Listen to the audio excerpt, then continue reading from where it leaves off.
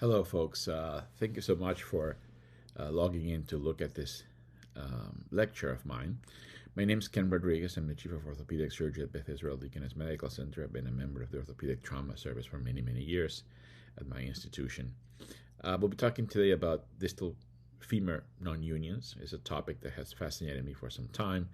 I have to say, over the last 25 years, I had a bit of a love-hate relationship with the non-union of the distal femur, thinking at some points in my career that I did understand it, and then realizing that I really did not. So I'm going to tell you a little bit of a story of how I approach this problem over time. We're going to go over some of the issues that I think are problematic, and frankly, some of the issues that remain problematic. I have no financial disclosures that are relevant to the talk today. I do some consulting work on the side, but nothing related to distal femur fractures. My history with the management of the distal femur fracture goes back to the beginning of my career. I became an independent surgeon around 2002 or so after finishing my residency and doing my training and fellowship. That was a time where the fresh generation of lateral locking plates had come out, such as the LIS plate, which you see on the left side, which is more of a internal fixator, and the plates, the Synthes plates you see on the right lower corner there, which are more traditional plates with locking capabilities. These were very popular initially. They were seen as almost as a new, unique solution to the problem of some of these distal femur and proximal tibia fractures. The results that we're looking over the first few years were actually very encouraging. Non-union rates were overall very low, and it's fair to say that these early studies were also representing very small number of patients, but even the highest ones had non-union rates in the 10 to 13%, which was a good thing, However, I have to say I recognized I had a problem very early on. By 2004, it was clear that I was not getting the results that the early literature suggested, and I was wondering whether I was doing something wrong. This is the type of fracture that I'm talking about, just so we're all on the same page. You can see this is a highly comminuted distal femur fracture with a lot of medial comminution, a lot of medial instability. That was repaired in this particular case with one of the first generation LIS plates. That is an internal lateral locking plate. And you can see in the bottom right corner, if my little face is not getting in the way, that it's failed. And the screws have sheared, and the shaft has displaced laterally. The distal articular part has displaced medially, and you have a gross non-union. So I looked up my results for the period 2004-2007. I had done about 68 fractures, a mean age of 67, and a combination of high energy, geriatric, and so forth. And I had a 21% non-union rate. That was actually quite large, quite high rate compared to the early literature. It was actually the worst in the literature at the time. So I was worried where it was me or if it was something about my patients that was contributing to this. So, this is just me looking at my data at the time. I identified a few categories of comorbidities that I thought would be related to increased risk of non-union, such as diabetes, obesity, smoking, open fracture, infection, and comminution, and the age of the patient.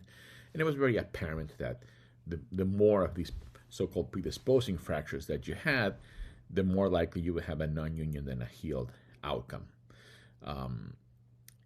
This got me going to thinking initially that there is a lot of not just mechanics to the non-union problem, but also comorbidity issues.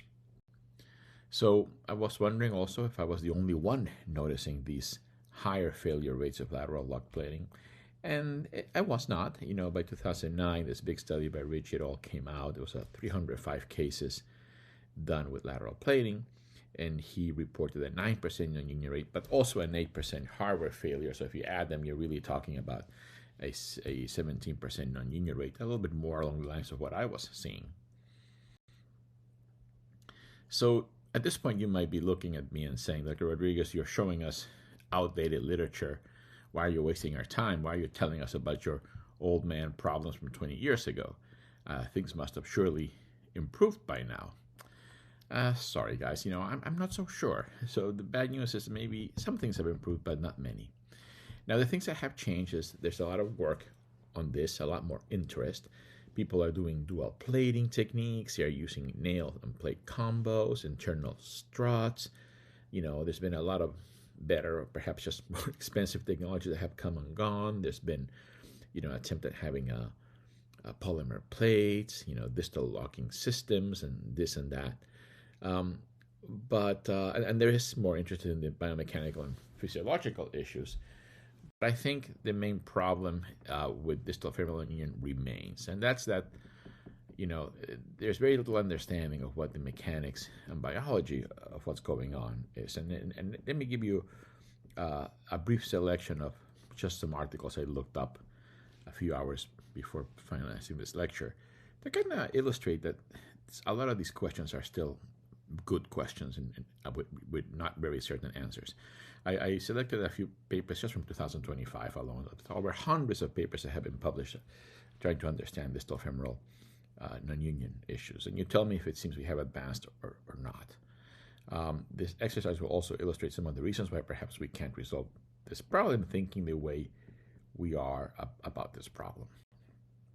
So here's a paper in Journal of Orthopedic Trauma 2025 looking at radiographic union scores associated with healing of lateral lock plating, 30 non-union cases, 60 controls, looking at the Rust type scoring system. The problems with papers like this is they remain very small number of patients in these papers. And the Rust scoring is somewhat quantitative, but it's not. In the end, it's really just subjective measure of healing because it's surgeons looking at the x-rays and scoring them. If you look at dual plating versus single plating for fracture of distal femur, another meta-analysis, well, we're doing meta-analyses because there's not enough big papers and big numbers to kind of do prospective studies of this. No one, maybe some are in the works now, but up until recently, those were not available. And the consensus appears to be that dual plating is a little bit better, but dual plating is just a way of increasing rigidity early on, and we'll talk about what that means. You're looking at the outcome of lock plating and retrograde IM nailing for periprosthetic distal fractures. This reports a 10% non-union rate, 45% on 5-year revisions. And my problem with this illustrates something else, and that's the fact that everyone seems to be talking and treating periprosthetic fractures and native fractures like they're the same thing. And I think they're different. And I think by putting them all in the same boat to analyze them, we may be making a mistake. There's another paper recently in 2025 regarding the terrible trial as a predictor of non-union, looking at 298 patients with a 19% rate of non-union. So again, non-union rates remain very high, and they report that open fracture comminution and medial void are very important factors, and those are similar to the components of the X-ray that I showed you a few minutes ago. Risk factors for failure of distal femoral non-union repair, essentially high energy injuries and prior surgeries, which we kind of knew. Again, 16% non-union rates, maybe a little bit better study, 86 patients, but still a very low number of patients. And then outcome of non-union repair for distal femur fracture, another 2025 paper in JOT, looking at 122 patients with non-union, all high energy injuries, and again a 23% recalcitrant non-union rate after their first attempt at non-union repair. So once they happen, they're really hard to get rid of. And in this particular paper, it's interesting. The nail plate combo appears to do better in addressing the revision than one device or the other. So anyway, what have we actually learned in the last 20 years? Well, the one thing I learned is maybe I wasn't such a bad surgeon 20 years ago. I was just being honest. And that maybe looking at lateral lock plating alone, maybe that can be improved with some additional fixation. But ultimately, we appear to have learned that making things a bit more rigid has value. But the question is how rigid and where and when, and should that rigidity of our construct be fixed? We do something at the start of the operation and we leave it for 3 months. So we are not looking at how this heals. And healing is a dynamic process. The stiffness and the rigidity of the whole construct of bone and repair devices changes with time. So maybe the problem of distal femoral non-union is not because we're doing something wrong, but because we're not paying attention to what happens along the way. That's one of my thoughts.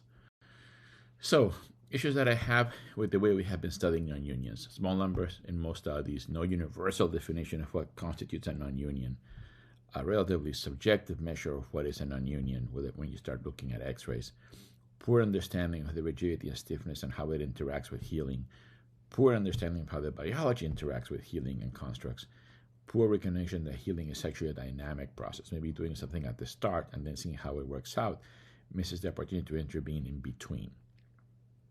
And then I think that we're trying to solve in the same way many different problems that are actually different, high energy versus geriatric fractures and periprosthetic fractures versus native bone fractures. So let's go back to my story with the distal femur non-union. This goes back to 2009, 2010, when I recognized we were having these issues and I figured what we could do about it. So as I was thinking of what to do, it was very apparent that very few studies had the power to identify predictors of non-union. And that was a problem at the time. So, we can identify these predictors in 3 major groups. They can be patient-related, such as age, obesity, diabetes, whether they're alcoholics or smoking. These are comorbidities, essentially. They can be injury-related, since whether the fracture is open or closed, the energy classification, the OTA classification associated with the energy delivered to the limb. And they can be construct-related, meaning the things we do as surgeons can also be having an effect. Plate material as a proxy for stiffness, the design, the length of these plates, the screw types, locking versus cortical, the screw numbers, screw placement, working length, and all these characteristics of a construct that orthopedic trauma surgeons seem to be very aware of and would like to use to moderate, increase or decrease the amount of rigidity, the number of plates, addition of IM nail, all these kind of tricks that we do to change the rigidity of a construct. So patient, injury, and construct-related issues. In 2011, here in the Boston area in the Harvard program, we created what is today known as the Harvard Medical School Orthopedic Trauma Initiative. And this created an opportunity to work together between Mass General Hospital, Brigham, and Bethesda Deaconess to look at some of these things. And this was our first multi-center study between the 3 institutions, and to examine the patient, injury, and construct factors that increase the risk of non-union when locked plates are used. The difficulties? Well, we wanted to do a retrospective study. So how do you define non-union retrospectively, right? It had to be multi-center and multi-surgeon, and particularly in a retrospective study, it is very difficult to have a consistent definition of non-union when different surgeons treat it in different ways at different times. So also recognize that there were no quantitative measures to measure the extent of a non-union consistently. Most radiographic measures like CAT scan show very broad inter-observer variability. And frankly, non-union care is likely one of the least standardized practices in orthopedic traumatology. What is a non-union for me may not be a non-union for you. You may be a bit more optimistic than I am, and you want to wait, and maybe yours will heal and mine not. So there's many different factors that come into play based on experience, based on techniques, based on training, that make the management of orthopedic non-unions in general very distributed across a very broad spectrum of intervention. But then, that's how it is. This variability between centers and surgeons is inherent to the way we practice orthopedic surgery for the management of non-union. So we actually opted with a very unconventional definition of non-union, and some of you might laugh at this, but we called non-union the need for a secondary procedure to treat non-union. So essentially, if you did anything to intervene in a non-union, whether it was a harbor failure, a need for grafting, a revision for a poor radiographic healing, or whatever, if you did something for non-union, well, then that became a non-union, and that was our definition of non-union. And we allowed the non-union to be therefore defined as liberally as possible, and then developed a statistical model capable of identifying significant predictors of non-union. And we thought this would be a more realistic strategy consistent with the reality of clinical practice. So we actually published this study. This study is now kind of old. I can't remember when it came out, probably 2014, so over 10 years old. But it was actually a very large group of 283 fractures, a multi-center study of non-union predictors. And our goals were to identify patient comorbidities, injury and construct characteristics that were independent predictors of non-union, and to develop a predictive algorithm of non-union risk. And these were the categories that we looked at. We looked at, for patient-related characteristics, we looked at age, gender, obesity, diabetes, smoker, steroid use, and dialysis. For injury-related characteristics, we looked at whether it was open or closed in the AO fracture type. And for management-related characteristics, we look at the institution, because each institution had a bit of a different culture to treat the non-union, the reason for intervention, the time to intervention, and we look at plate length, screw density, and plate material. There were 283 fractures. There was a 10% overall non-union rate, a 4% infection rate. And it turned out that the only 4 variables, of all those variables that were listed just in the slide before, only obesity, where the fracture was open or closed, where the fracture had an infection, and the material of the plate as a proxy for stiffness were relevant to predict, relevant predictors of non-union, right? And if you do a little predictive model, you can see that the more combination of these factors you have, you could go from very little non-union risk when you had 1 or 2 to a very high non-union risk when you had combinations of these 3 significant factors. But universally, the stainless steel constructs were higher than the titanium, indicating that the stiffness of the construct maybe had something to do as well. So here's an intervention, a device that we were using that made things perhaps too stiff. It's the kind of thing that we first were noticing at this point. So what did we learn from this study? The lateral lug plating has higher rates of non-union than initially reported, confirming what I was noticing, that non-union is associated with infection, obesity, and open fractures, despite differences in how surgeons define and manage non-union. That's very important. Despite these differences, how surgeons define and manage non-union, infection, BMI, and open fractures were always predictors. And if you can, you should maybe avoid stainless steel or very rigid plates. This could have been a good the story, but people got very upset with the issue of material stiffness. They put the stainless versus titanium conclusion. They were very upset, and many could not accept that once you made a material choice, a lot of the other construct characteristics appear to be secondary, meaning the working length, the number of screws, that kind of stuff, and perhaps actually irrelevant. So we actually had to, I got so much hate mail that I had to do a follow-up to this study, and we did a much more sophisticated look at the same database, looking at a much broader array of mechanical constructs, characteristics that could perhaps be predisposing to non-union. And now we looked at all kinds of stuff. We looked at the plate design and the material. We looked at the plate length. And again, this is just lateral lug plating, meaning the holes in the shaft section, the screws proximal to the fracture, the total number of screws used, the total screw density. We defined a proximal screw density. We looked at the presence of screws crossing the fracture, and we even made up a rigidity score comprised of several of these items. We looked at 2 different measures of screw density. If you look at the 2 images, they both have the total screw density. If you count screw density as the number of screws in the construct by the total number of screws in the plate, but you can see how they are different, because it's really the proximal screw density that perhaps matters more. And that's the number of screws proximal to the fracture divided by the total number of screws in the plate. So we also defined the rigidity score ranging from 0, low, to 5, high, incorporating a few of the items that I thought were most relevant, and we would assign 2 points if the construct was made of stainless steel, 1 point if the screw crossed a fracture plane, no points if the proximal screw density was less than 0.25, and different values for different levels of screw density. So after all the analysis, the bottom line was that the only significant variables were, again, the construct material and the rigidity score, perhaps because it was too heavily weighted towards the construct material. So again, too much rigidity was a predictor of non-union.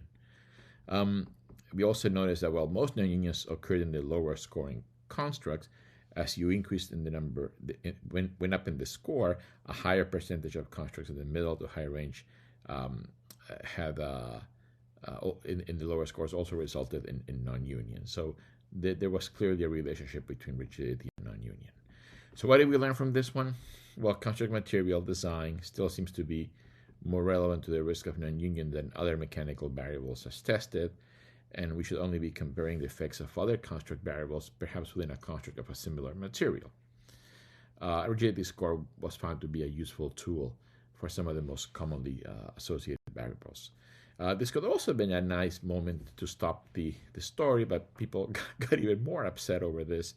They just could not accept that some of these other variables made no difference. So we, again, with the support of the AO, did a much more sophisticated look, this time with biomechanical models and saw-molded models of different types of construct characteristics: long plates, short plates, bicortical locking screws, unicortical locking screws, you name it. We had every single possible combination of screw density, material, number of screws, and so forth.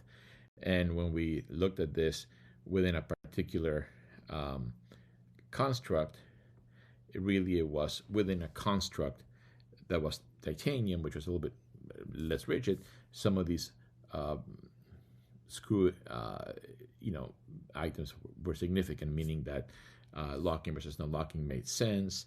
Long versus short working length that was a factor, and so forth. But when you were looking at the stainless steel items, it really did not seem to make a difference. So you could see that the conclusion was that the more rigid the construct, the less likely your surgical variables of assembling your construct mattered, and maybe they mattered only for the less rigid devices.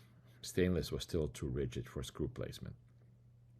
And this actually, if you look at these devices now, many of them are unilateral lock plates are now titanium plates and not stainless steel plates. I don't think this work can take credit for that, but it may have contributed to some of that. And these mechanical results were consistent with our clinical studies. So where do we go from here? At that time, we knew a couple of things with more confidence than before. Construct material may matter only as a proxy for rigidity. Screw placement perhaps not so much when the material is very rigid. And at the time, in 2011 to 14, there were many options coming out to modulate the rigidity of a construct. People were talking about proper technique, as in utilizing those variables that we just talked about. And there was fire locking technology gadgets, like the one illustrated in the bottom right corner, where the screw only locks distally in the cortex, but not to the plate. And there were some folks proposing the use of non-metal plates, thinking that less rigid devices could be useful. So still, no one had a clue what the ideal stiffness should be for any given case. No one was measuring stiffness when building a fixation contract to make sure that it was in the correct range for optimal healing. And no one would know how to recognize that correct range for optimal healing because we had no idea. So, I then figured that the next step would be to think about ways, to understand what the proper rigidity would be for proper healing. And it occurred to me that the idea of measuring stiffness in vivo was not entirely crazy. And we did some kind of funny things, and I'll show you, But ideally, if you could measure rigidity at the time of fixation, you could then study it. And you could potentially design a multi-center study where you measure in vivo rigidity of a construct at time of fixation and then correlate it with healing over hundreds of cases and conditions. An in vivo single measure would be primitive and limited, as rigidity of the construct fixation changes during healing, so you would need a way to do that as it heals. So you have to supplement that initial measure with an ongoing measure of rigidity as the patient follows up over several months. One of the most, it was a good idea, but kind of silly. We built a rigidometer, which is a device that you could attach to your plate after you fix a bone to kind of measure how rigid the whole construct was. And this was really meant as a calibration methodology for looking at deformity after it healed, and then for tracking deformity as a fracture was healing. You could really just define fixed points in the construct radiographically, such as the tips of locking screws that are not moving, and then do a deformation analysis, and you could see from a standing to an unloaded state, you could see some deformity, and you could correlate that with the strain and with the amount of rigidity that is present at any particular time. And as this heals, it gets more rigid, and the deformity is less each time you get the series of loaded x-rays, and you can then kind of plot how the rigidity is evolving during the healing process. And the idea was to come up with something like this. And this is an artist impression. This is not real data. So you could figure that, at 2 weeks, maybe a construct had a rigidity. The y-axis is a schedule of rigidity, right? And the lower axis is time.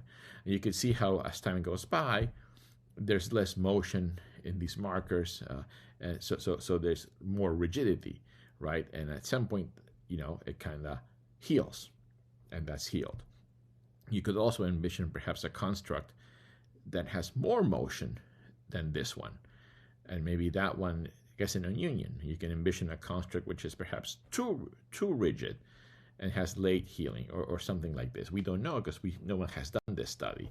You could therefore define areas, right? You could be a just right area, a too rigid area, too flexible area, and you could start plotting, how things are going over time. And if you find out that your result is perhaps too flexible, maybe you need to add a screw to bring it back down to the just right healing zone. Similarly, if you have something that is perhaps too rigid, and then you can see it becoming too rigid with time, then you can take a screw off and bring it back to the more reasonable area. So this applies to the idea that rigidity is dynamic.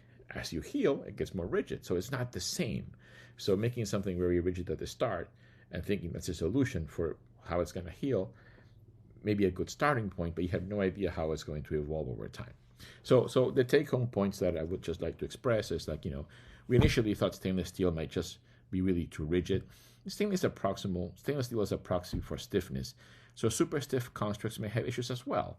So be careful as we start adding plates to these things. Careful when you start doing lateral lock plating with additional plates, because the data is not out yet as to when that is useful. It seems to be useful under some conditions, but maybe not all conditions. We realized that with stainless steel plates, screw placement didn't matter because it cannot make a difference.